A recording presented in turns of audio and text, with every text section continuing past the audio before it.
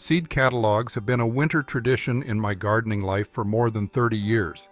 Long before online stores, these catalogs were my roadmap for planning spring, summer, and fall harvests. Today, many catalogs are available online, giving you the choice between a print copy or a digital version. But what I'm going to show you in this video about reading a seed catalog applies to both. Hi, I'm Stephen Albert, and I've been gardening year-round in Sonoma Valley for over 30 years. If you love growing vegetables from seed to harvest, hit subscribe so you don't miss tips, tutorials, and all the lessons I've learned along the way. Even before I open a catalog, I start by thinking about my garden goals.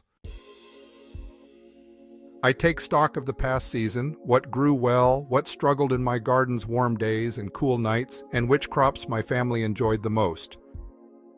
That quick reflection helps me focus and prioritize what I'm looking for as I browse seed catalogs. I run through a short checklist each year, which crops did well and which didn't. Are there varieties I absolutely want to grow again? Do I want to try any new crops this season? Am I aiming for earlier harvests? Do I need better disease resistance? Will these crops be grown in containers, raised beds, or in the ground? Having a clear intention helps me avoid impulse buying, something I learned the hard way early on.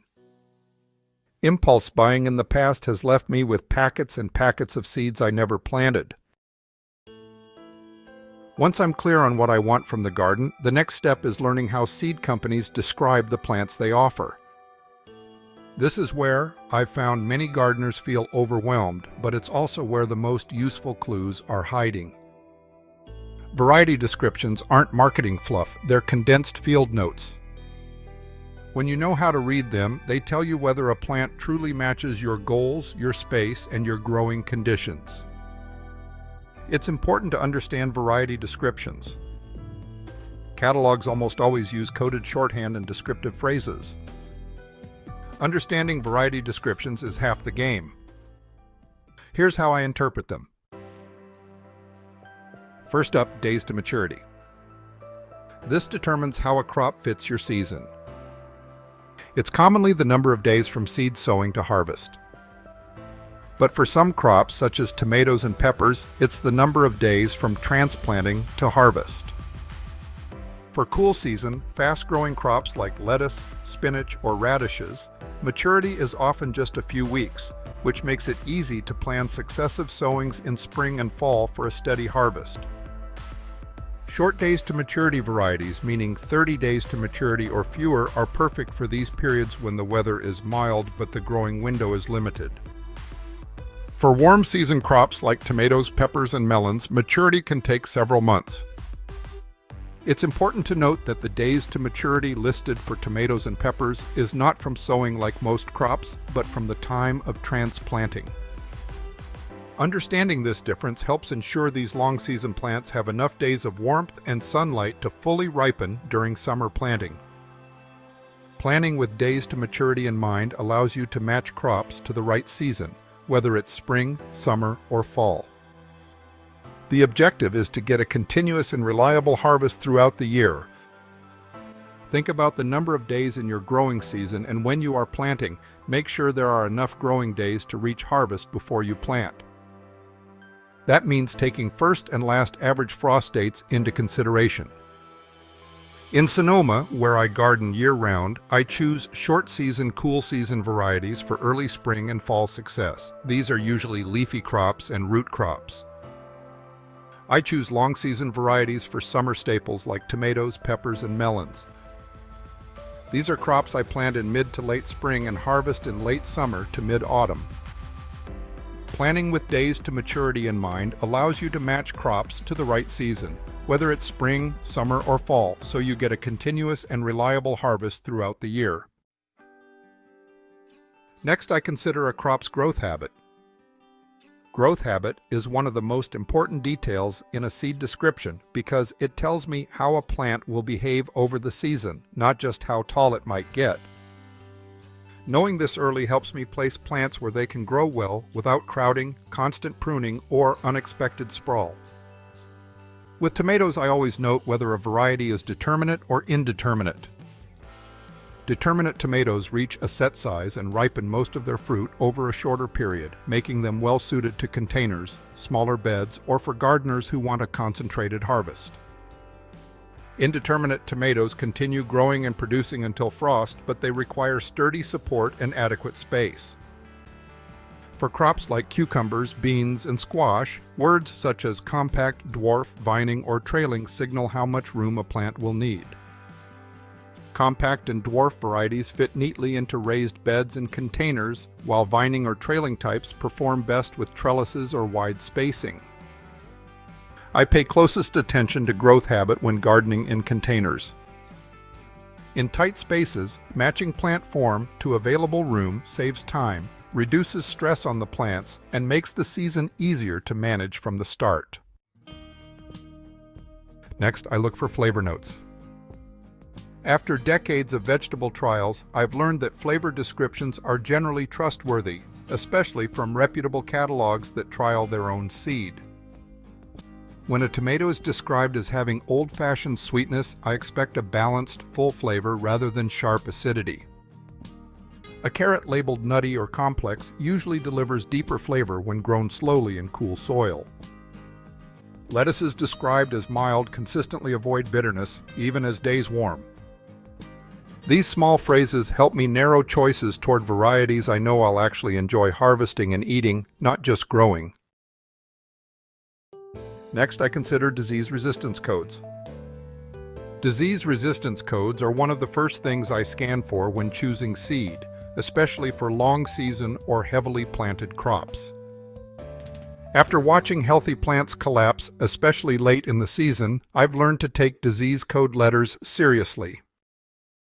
When I see a V or F on a tomato packet, I know that variety has built-in resistance to verticillium or fusarium, two soil-borne diseases that can quietly undo months of work. Powdery mildew and downy mildew are different challenges, but just as familiar. In crops like squash, cucumbers, and lettuces, resistance codes such as PM for powdery mildew or DM for downy mildews often make the difference between a productive harvest and a season cut short. Resistance doesn't mean a plant will never get sick. It means it can tolerate pressure better and continue producing under conditions that would stop a more vulnerable variety. I've had years where those codes were the only reason a planting made it through to harvest, and over time, they've saved entire crops in my garden. Next, I always try to choose seeds that are recommended for my region. Over the years, I've learned that not every seed thrives in every climate. A variety that performs beautifully in one region can struggle or fail in another, so I start by matching seeds to local conditions. Here in Sonoma Valley, Zone 9, with mild winters and long summers, I favor varieties suited to Mediterranean climates, warm days and cool nights, and long growing seasons. In cooler zones 3 through 5, look for early maturing, cold-tolerant, or short-season varieties that can produce reliably before fall. In moderate zones 6 and 7, flexibility matters. Varieties noted for adaptability handle swings in spring and fall temperatures. For warmer zones 8 through 10, heat-tolerant types that resist bolting or stress from humidity make the most difference. Whenever a catalog includes regional trial notes, I pay close attention.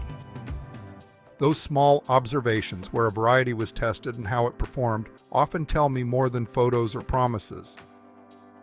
Choosing region-appropriate seeds has consistently improved my harvests season after season. Next, I consider whether a plant is hybrid or open-pollinated. Open-pollinated plants will grow true from saved seeds. They will have the letters OP in their description. Hybrid plants and seeds will usually be designated F1, meaning first-generation hybrid, bred by crossing two distinct parent plants. Both open-pollinated and hybrid varieties have their place in my garden. I tend to use open-pollinated or OP varieties for crops I want to save seed from. Lettuce, beans, peas, and tomatoes are my favorites. Watching open-pollinated plants grow and produce seed for the next year has been one of the most rewarding parts of gardening over the decades. On the other hand, I often turn to hybrids or F1s for crops that face heavy disease pressure, like cucumbers or squash. After many years of trials, I've come to rely on the consistency hybrids provide, particularly during the height of summer when heat and pests can stress plants.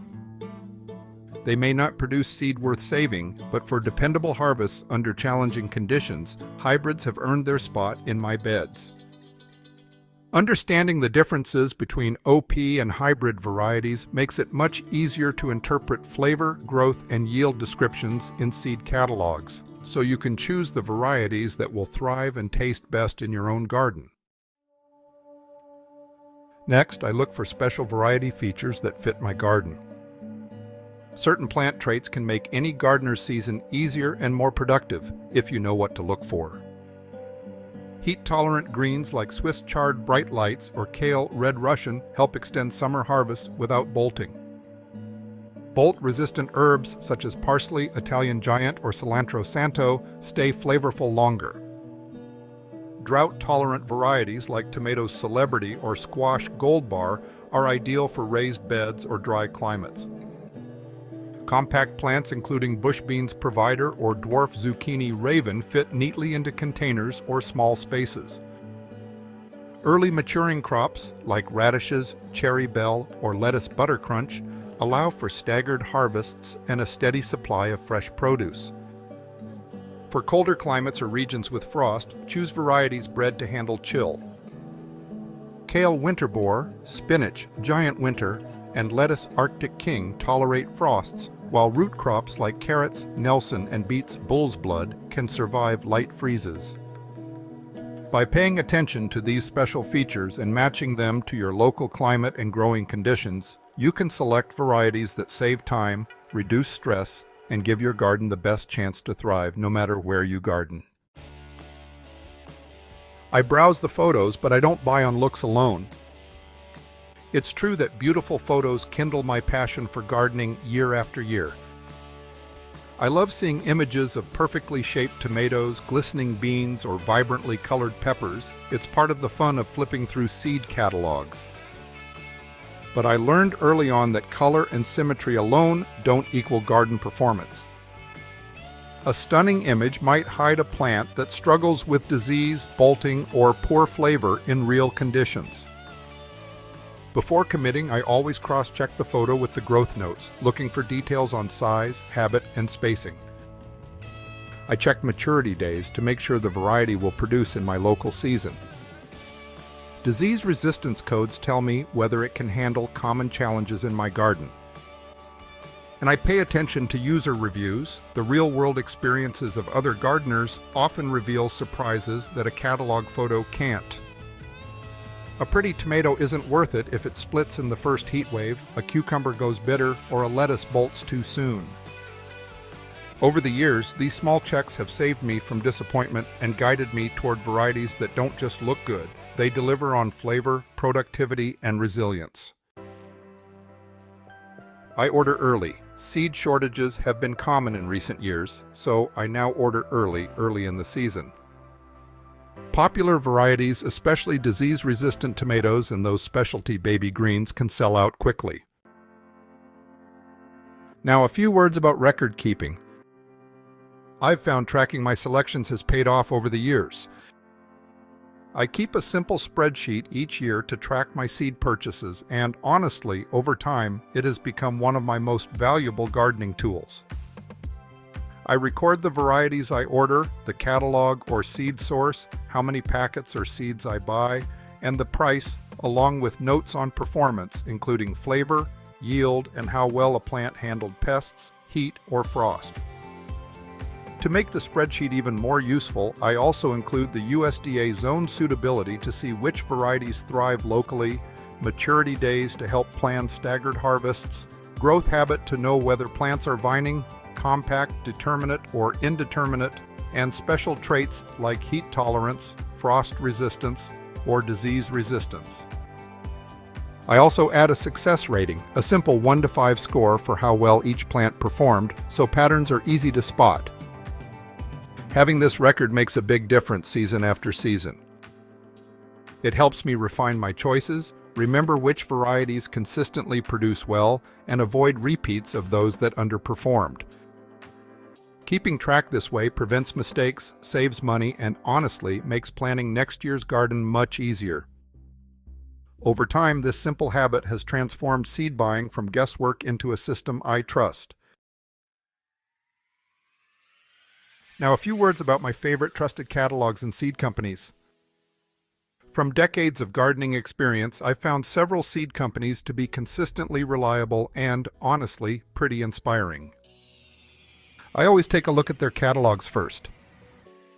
Here are my favorites. Johnny's Selected Seeds and Territorial Seed Company are excellent for high-quality vegetables, herbs, and flowers, with detailed growing notes that help gardeners plan successful crops.